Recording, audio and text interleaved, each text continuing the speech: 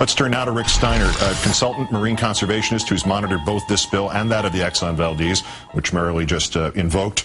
And good evening to you, Rick.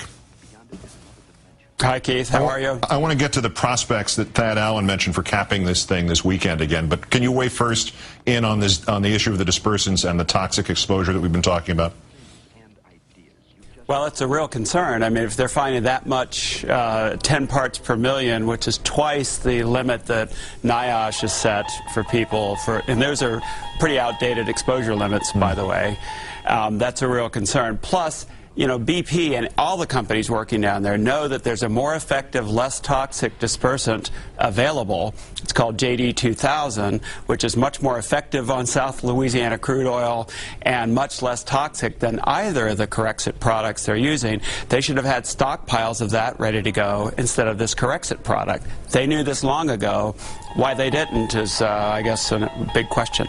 Is it perhaps because the Corexit is that company that produces it is tied to BP and to Exxon?